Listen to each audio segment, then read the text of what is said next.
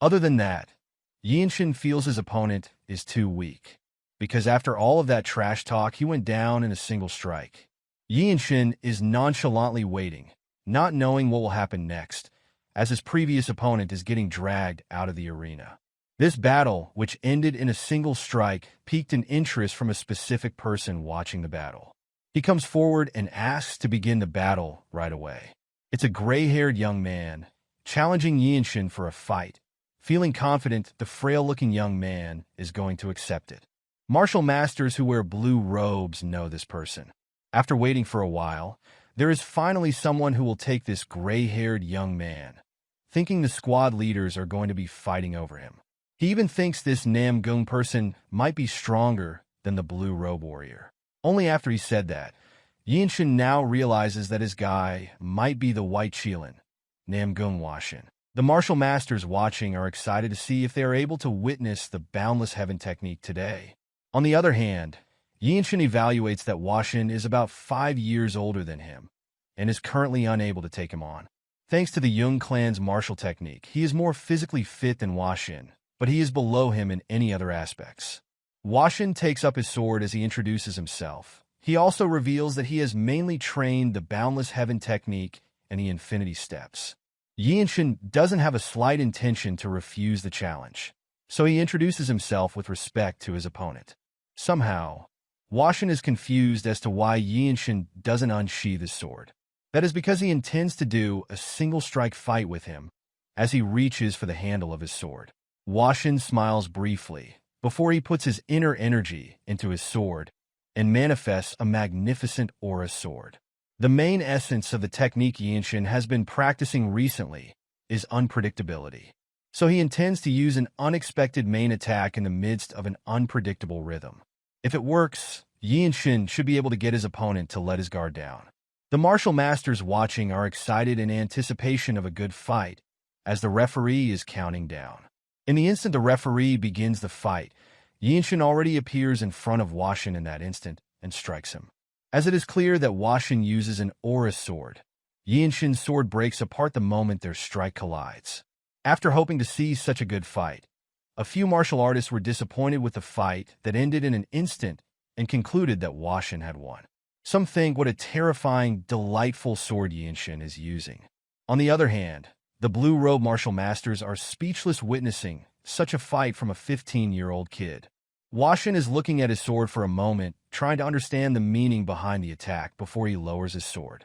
Right after, he admits that he lost in that exchange of strike, surprising not only Yeonshin, but also the spectators who are watching.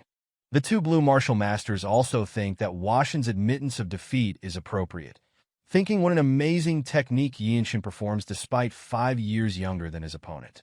The only reason his sword broke in the exchange of the strikes is that Yeonshin cannot use true energy with his technique yet. He never thought there was a hidden powerful martial artist in Hunan and feels horrified about what Yeonshin will become. Right after, the examiner tells him to come through the door toward the garden and wait, signifying that he passed the second exam. Offering respect to Yeonshin, Yeonshin puts his hands together and conveys his wish to duel with him anytime.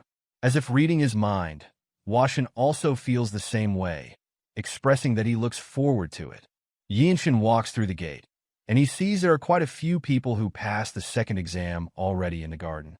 They are surprised to see Yeonshin, because all of them thought Namgung Yeonshin would get in first. Yet who they see is a 15-year-old kid. On the other hand, Yeonshin is thinking about his fight. He knew that there would be no chance of winning if the fight dragged on, which is why he used the most extreme form of delightful sword he knew as soon as the duel began.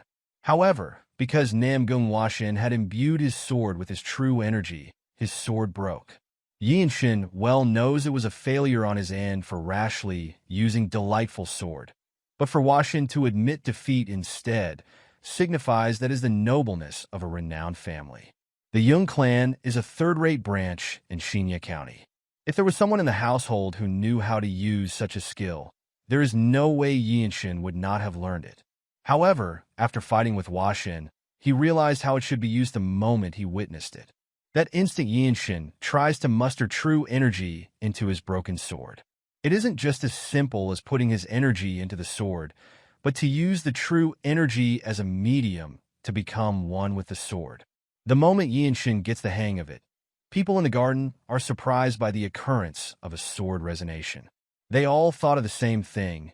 It is impossible for such a young person to be capable of such a thing. Yet, Yeonshin is able to become one with the sword. The sensation is as if the sword and his body are united. One of the techniques the pinnacle of the sword martial masters use is the body sword unification. From this moment on, Yeonshin knows that the sword technique that he will use in this state will be on another level. The moment he is done digesting his newfound ability, he smiles contently. Out of nowhere, Washin sheathes his sword as he congratulates Yeonshin on his enlightenment. It takes a moment for Yeonshin to be aware of the situation because the people are gathering to witness his breakthrough. Yeonshin assumes that Washin was protecting him for fear that someone might get in the way of his enlightenment. So he expresses that he is thankful for Washin, as he claims not aware he was protecting him. Yeonshin also congratulates Washin on passing the desolate fortress trial. In kind, Washin is happily laughing at such words. Wonchong comes over wanting to make himself known that he also passed the second exam. Yeonshin smiles and gladly congratulates him for it. Everything aside, Wonchong reveals that Yeonshin has gotten a nickname. When someone has shown exceptional martial prowess or has attracted attention, people would give them a nickname and call them by it. Unless it's someone who commits atrocious and evil deeds, most nicknames represent a huge honor for martial artists. Just like Cliff Swordsman, Neutral Spirit Fist, and White Shielding. Yeonshin can't believe he got such a thing because all he did was do the trials, but apparently, Washin also heard about it. From this moment on, Jung Yeonshin from the Jung clan will be known as the lightning genius, who has the talent of lightning. Washin explains if the martial artists of the desolate fortress call Yeonshin that, then it's basically his nickname in the Jianghu. To mark the occasion, they bicker back and forth to wait for all the other contestants to finish the tournament. Lightning Genius, Jung Yeonshin. It's a name that he wouldn't have even dreamed of when he was doing the horse dance in the Jung manner. What for sure is his name would be known throughout the world. Time flies in a flash in the arena that is being used for the second exam. The examiner announces that only one trial remains. Once they pass it, they will join the desolate fortress. Now they arrive at the pavilion where the master of the desolate fortress resides to be examined and evaluated whether they are worthy to be members of her martial group. The first person goes inside the pavilion to meet with her, only to become dejected for coming out early after being deemed not worthy into the fortress. One after another, everyone come in and out pretty quick, making this group of three wonder whether the fortress master only looked at their face without talking. Before long, it's Yeonshin turns to go inside. He wears the usual solemn on his face he takes off, with one thing in mind, which is that the examiner told him to keep going until the top. Once he did, he arrived in front of a gate to the fortress master's office, and that instant it opened. Yeonshin walks in, with an elaborate little garden decorating the room toward the fortress master. What he finds at the end of the room is a green-haired lady, leisurely sitting on a wooden chair, an entity from the noble race. Yeonshin states his name toward her, to signify he is ready for his judgment. He can feel the profound aura she has the moment she turns toward him. Instead of delivering her judgment, she speaks of Yeonshin's bloodline, which makes him wonder whether she knows his mother's family and asks what the meaning of it. The fortress master speaks of how bold Yeonshin is. She knows he already understands what she means. Only then does Yeonshin admit that he is the grandson of the former Divine Sword Squad leader. She reveals that his grandfather is about to become a part of the Elder Council soon, adding to the fact that he is someone who is quite obstinate. Just like how noble and powerful people speak with weights in their words, she mentions the wound Yeonshin has. He asserts that is nothing to be concerned about since it's nothing but trivial family matters. In return, the lady explains that it is not trivial.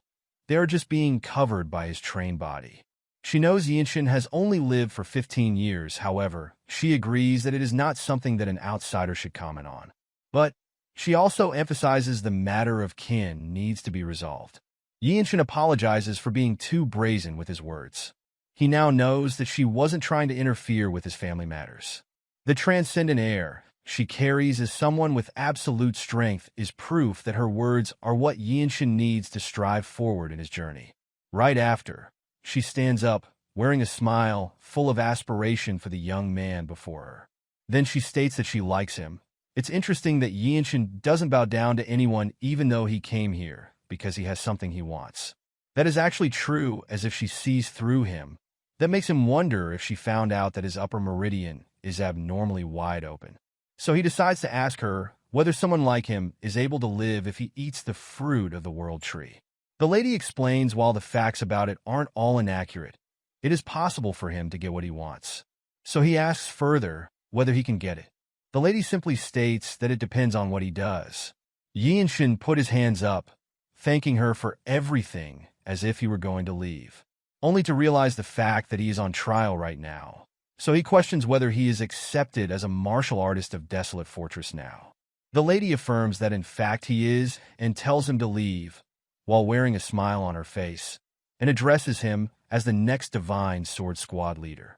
The way she addresses him is quite confusing for Yeonshin, because he doesn't know if she is just teasing him or if she really sees potential in him. Another possibility is she is inferring that he can get the fruit of the world tree once he becomes the Divine Sword Squad leader.